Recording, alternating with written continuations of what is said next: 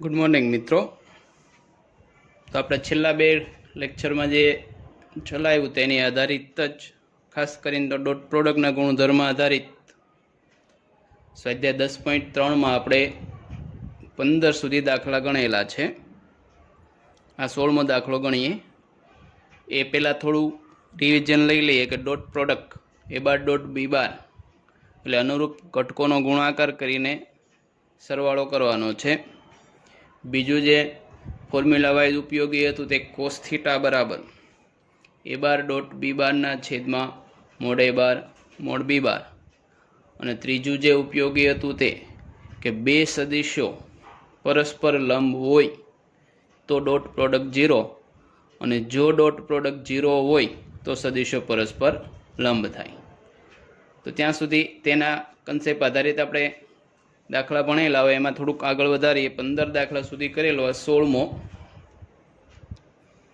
તો સાબિત કરો કે બિંદુઓ એ નો સ્થાન સદિશ 1 2 3, બી નો સ્થાન સદિશ 2 6 3 અને સી નો સ્થાન સદિશ 3 10 -1 હોય તો આ ત્રણે ત્રણ બિંદુઓ સમરેખ છે।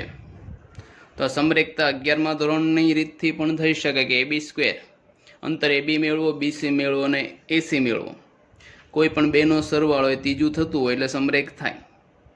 અહીંયા આપણે સદિશની મદદથી પણ કરી શકશું, એટલે કોઈ પણ બે સદિશોની દિશા સરખી હશે તો તે સમરેખ થાય।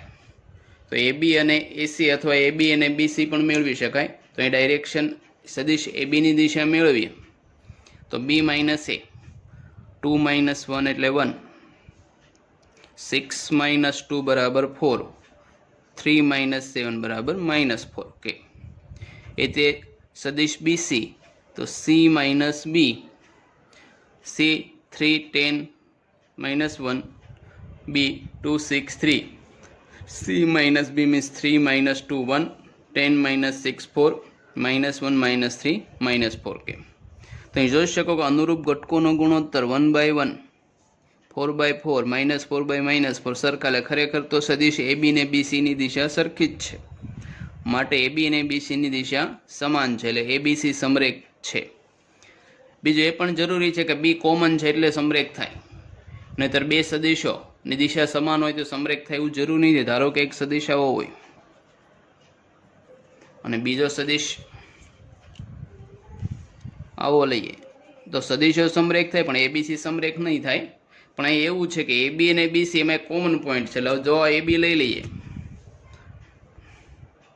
આ B લઈ લઈએ અને અહીંથી આપણે AB લઈએ તો BC ની દિશા AB ની દિશામાં જ જશે, B કોમન છે એટલે ફરજિયાત આપણે B થી શરૂઆત કરવી પડે। તો BC આ ત્રણે ત્રણ એક રેખા પર લઈએ તો જ થશે, એટલે કે B કોમન પોઈન્ટ છે એટલા માટે સમરેખ થશે। એમાં કોઈ પણ એક કોમન આવશે એટલે AB અને BC સમરેખ દિશા સમાન છે। વિરુદ્ધ હોય તો પણ થાત, B થી આ બાજુ અને આ બાજુ C હોય તો પણ ચાલે। AB અને BC ની દિશા સમાન છે માટે ABC સમરેખ છે।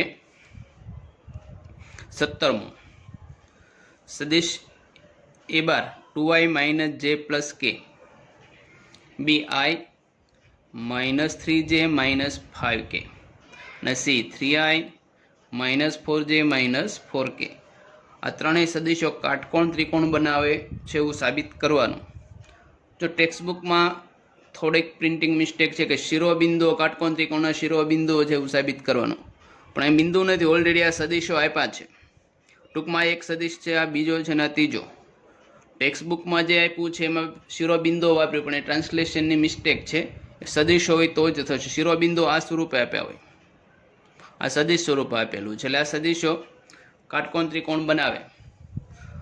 તો આપણે અગાઉ જોયું કે કાટકોણ ત્રિકોણ માટે તો વર્ષોથી આપણે એક મેથડ વાપરીએ છીએ કે પાયથાગોરસ, લંબાઈ AB² + BC² બરાબર AC² લાવીએ છીએ। પણ હવે આપણે એનાથી વધારે પાવરફુલ મેથડ મળેલી કે કોઈ પણ ત્રિકોણ કાટકોણ ત્રિકોણ હોય તો એક ખૂણો કાટખૂણો હશે। તો આવું જ્યારે સાબિત કરવું હોય તો જોઈ લેવાનું કે A.B, B.C કે A.C ત્રણમાંથી એકનું મૂલ્ય 0 આવશે। અને આપણે જાણીએ છીએ કે કોઈનો ડોટ પ્રોડક્ટ જો 0 આવે તો પરસ્પર લંબ થાય, આપણે એ ડોટ બીથી શરૂઆત કરીએ. જો એ નહીં મળે તો બી ડોટ સી લેશું અને એ ન મળે તો એ ડોટ સી. 3માંથી એક માટે મળે, બાકીના 2માં પાછું ન મળે, નહીંતર પરસ્પર સમાંતર થઈ ગયા હોય.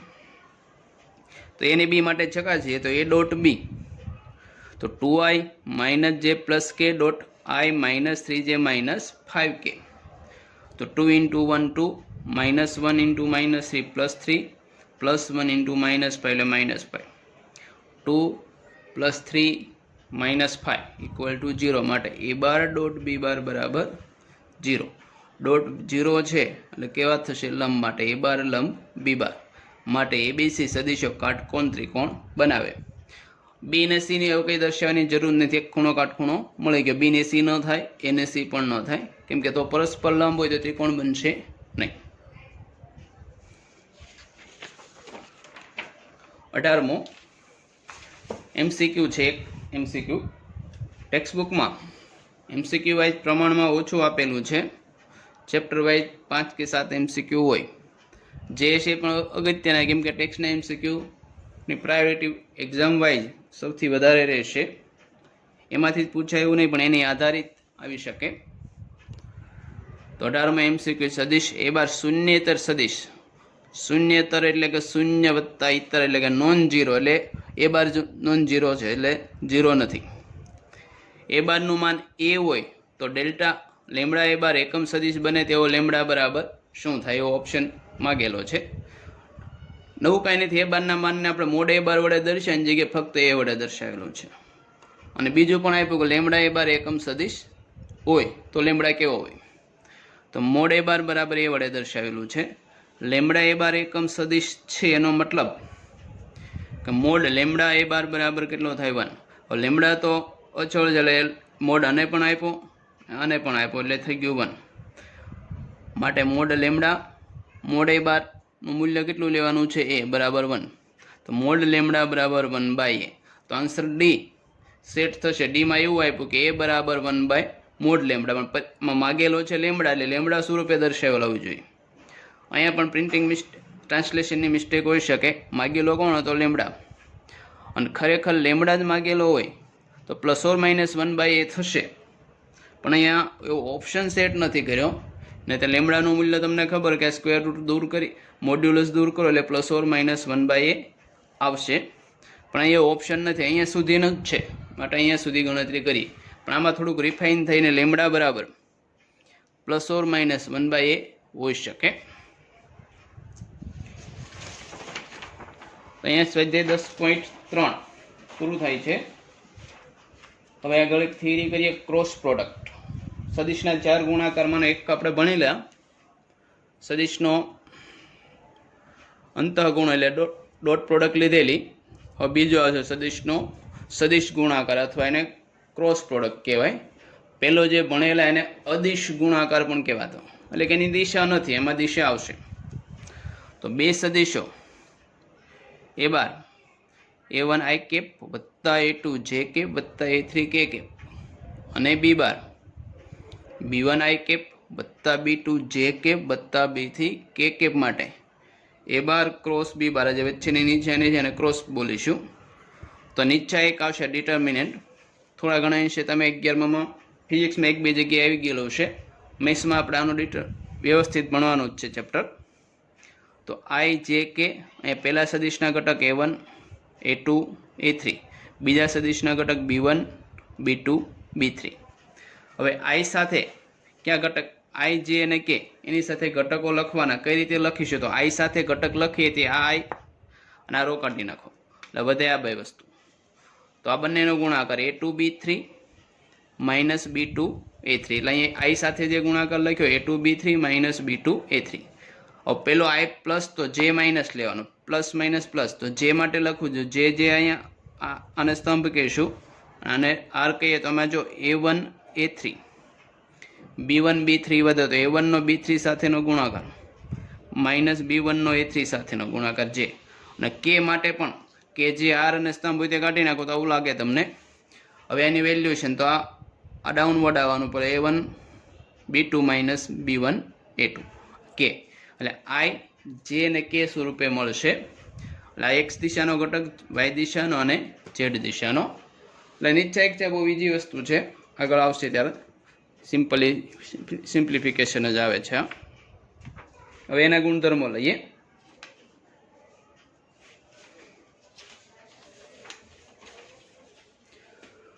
તો પહેલો ગુણધર્મ A ક્રોસ B એ સદિશ છે. થોડુંક રિકોલ કરીએ તો A ડોટ B અદિશ હતો, અહીં A ક્રોસ B કેવો છે? સદિશ છે, એટલે કે એની દિશા હશે, કેમ કે આપણને I, J અને K સ્વરૂપે મળેલા છે. બીજું, A બાર ક્રોસ B બારની દિશા A તથા B બંનેને લંબ દિશા હોય. ખૂબ જ ઉપયોગી કન્સેપ્ટ છે. ત્રિપરિમાણ ભૂમિતિમાં એક મૂળભૂત કન્સેપ્ટ તરીકે લેવાશે. આગળનું જે આપણે 11મું ચેપ્ટર છે 3 ડાયમેન્શનલ જ્યોમેટ્રી 3D, એમાં ઉપયોગી થશે. તો A ક્રોસ B સદિશ છે, તેની દિશા કઈ થશે? તો A અને B બંનેને લંબ હોય. તો જો કોઈ સદિશ બે, એનો મતલબ આવો પણ થાય, કોઈ સદિશ બે સદિશોનો લંબ હોય તો તે સદિશ છે તે બે સદિશોના ક્રોસ પ્રોડક્ટની સમાન કે વિરુદ્ધ દિશામાં હોય. માટે A અને B બંનેને લંબ સદિશ થશે A ક્રોસ B. આ ઘણી વખત માંગ્યું છે, એટલે કે બે દિશાઓ આપી હોય, કોઈ એક સદિશ છે બંને દિશાને લંબ છે, તે સદિશની દિશા કેટલી થાય? બંનેની ક્રોસ પ્રોડક્ટ જેટલી. અને A તથા B બંનેને લંબ એકમ સદિશ માંગ્યો હોય તો plus or minus A bar cross B બારના છેદમાં mode A bar B bar. Simply સમજી લે, ધારો કે એક A બાર લીધો, આ B બાર હોય, તો A બાર ક્રોસ B બારની દિશા બંનેને લંબ કાં ઉપરની તરફ જતી હોય અથવા નીચેને, એટલે એક્સ ને વાય લો તો એક્સ ક્રોસ વાય એટલે ઝેડ થશે, કાં ઉપરની તરફ જતી હોય અથવા નીચેની તરફ, બંને સાઈડ મળી શકે, એટલે પ્લસ ઓર માઇનસ થાય. એટલે ખાસ ઉપયોગી, કોઈ બે સદિશનો લંબ સદિશ લેવો હોય તો તેનું સિમ્પલી ક્રોસ પ્રોડક્ટ લઈ લેવાનું, એટલે તમને મળી જશે. બીજો ગુણધર્મ, A બાર ક્રોસ B બાર ને B બાર ક્રોસ A બાર સરખા ન થાય, પરંતુ A ક્રોસ B બરાબર માઇનસ B ક્રોસ A, એટલે સમક્રમી નથી. જ્યારે ડોટ પ્રોડક્ટ સમક્રમી તો A ક્રોસ B, જો તમને A અને B લઈએ, A ક્રોસ B તમને ઉપરની સાઈડ મળતો હોય તો B ક્રોસ A કેવો હશે? નીચેની સાઈડ મળશે. જમણા હાથનો અંગૂઠાનો નિયમ ફિઝિક્સમાં જે ભણો છો એ પ્રમાણે મારી કરતાં તમે સારી રીતે જાણો છો કે કઈ રીતે મળે. A થી B પ્લસ જતું છે, B થી A કેવું મળશે? માઇનસ. એટલે કે A ક્રોસ B ને B ક્રોસ A કેવા થાય? પરસ્પર વિરુદ્ધ દિશામાં થાય. જ્યારે ડોટ પ્રોડક્ટ બંને સમાન આવતી હતી, ખાસ ધ્યાન રાખજો. A અને B વચ્ચેનો ખૂણો થીટા હોય તો સાઇન થીટા બરાબર mode A bar cross B બારના છેદમાં mode A bar mode B બાર. અહીં જો ખૂણા માટેનું બીજું સૂત્ર પણ મળ્યું. એક સૂત્ર આપણને કોસ થીટા આધારિત મળેલું છે. કોસ થીટા હતો એ ડોટ પ્રોડક્ટ આધારિત, અહીં સાઇન થીટા મળ્યો ક્રોસ પ્રોડક્ટ આધારિત. હવે જ્યારે ખૂણો શોધવાનો કોઈ પણ જગ્યાએ આવશે અને સદિશો આપેલા હોય તો ડોટ પ્રોડક્ટ વાળું કોસ થીટાનું સૂત્ર જ મેળવવું, કેમ કે એ સરળ પડશે. અહીંયા શું કરવાનું છે? A ક્રોસ B મેળવીને એનો માનાંક. માનાંક શા માટે લીધો એ પણ થોડુંક સમજી લઈએ.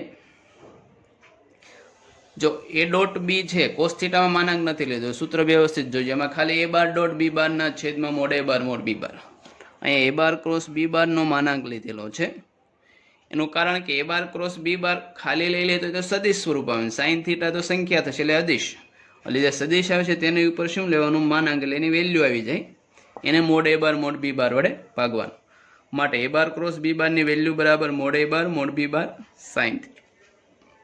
મૂળભૂત સદિશો I, J અને K માટે I ક્રોસ J બરાબર K, J ક્રોસ K બરાબર I, K ક્રોસ I બરાબર J. એટલે સાયક્લિક સર્ક્યુલર ઓર્ડરમાં છે, I પછી J પછી K, K પછી I. જો તમે K ક્રોસ J કરશો તો માઇનસ I આવશે. એ રીતે I ક્રોસ I 0 થશે, J ક્રોસ J 0 થાય. કોઈ પણ બે સદિશો માટે A બાર ક્રોસ A બાર શું થાય? 0 બાર થશે. એટલે કે બે સદિશોનો ક્રોસ પ્રોડક્ટ છે 0 બાય, બે સદિશોનો ડોટ પ્રોડક્ટ એટલે મોડ A બાર થતું, ખાસ ધ્યાન રાખજો. બીજો, A બાર ક્રોસ B બાર બરાબર 0 બાર ક્યારે થાય? તો એ જો A બાર પોતે 0 હશે તો 0 થશે, અથવા B બાર 0 હશે 0 થશે, અથવા A બાર ને B બાર સમાંતર હોય તો પણ 0 થાય. એનું કારણ આ સૂત્રમાં જુઓ તો થીટા બરાબર 0 લઈ લઈએ તો mode A bar cross B બાર બરાબર 0, અને અગાઉ ડિસ્કસ કર્યા પ્રમાણે કોઈ પણનો મોડ 0 હોય તો સદિશ પણ 0 થાય, તો એ બાર ક્રોસ બી બાર કેવો હોય? 0.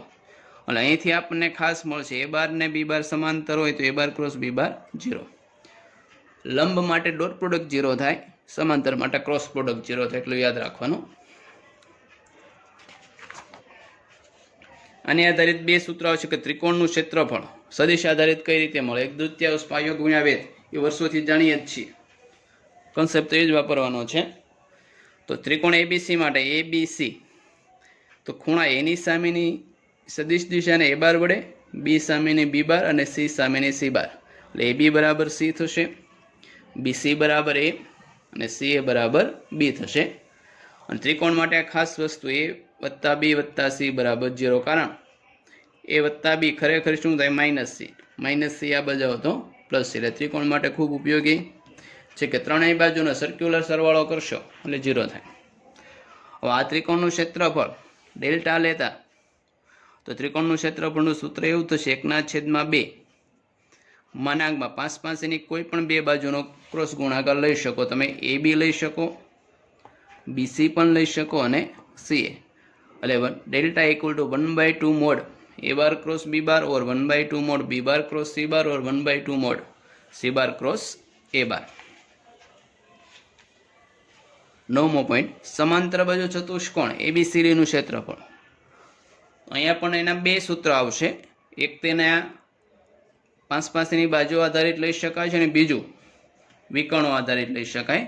તો બાજુ આધારિત લઈશું તો કોઈ પણ ડેલ્ટા બરાબર કોઈ પણ બે પાંચ પાસેની બાજુનો ક્રોસ પ્રોડક્ટ થાય, એ બી ક્રોસ બીસી લઈ શકાય, બીસી ક્રોસ સીડી લઈ શકાય, સીડી ક્રોસ ડીએ લઈ શકાય અથવા એડી ક્રોસ એબી. શા માટે થશે? તે ખરેખર તો બે ત્રિકોણ લઈ શકાય. પહેલો ત્રિકોણ એક ત્રિકોણ 1/2 એબી ક્રોસ એડી, આ 1/2 બીસી ક્રોસ સીડી. હવે એડી ને બીસી અને એબી ને સીડી સરખા એટલે બંને ત્રિકોણો સરખા થાય, એટલે 1/2 એટલે પ્લસ. એટલે યાદ રાખવાનું કે ચતુષ્કોણમાં ત્રિકોણમાં ચતુષ્કોણ બંનેમાં પાંચ પાસેની બાજુ લેવાય, ચતુષ્કોણને 1/2 વડે ભાગવાનું નથી. અને બીજું સૂત્ર આનો આધારિત આવશે કે વિકર્ણ આધારિત. તો વિકર્ણ હોય તો ડેલ્ટા બરાબર 1/2 એસી ક્રોસ બીડીનો મોડ્યુલ. મોડ બધે આવશે કેમ કે ખાલી એબી ક્રોસ બીસી તો સદિશ દર્શાવે અને ડેલ્ટા એટલે કે ક્ષેત્રફળ અદિશ છે. માટે વિકર્ણ હોય તો 1/2 એસી ક્રોસ બીડી, વિકર્ણ પાંચ પાસેની બાજુનો લઈને કરવાનું તો એબી ક્રોસ બીસી. એના પરથી પરિણામ પણ મળે કે કોઈ ચતુષ્કોણ માટે AB cross BC equal to 1/2 AC cross BD.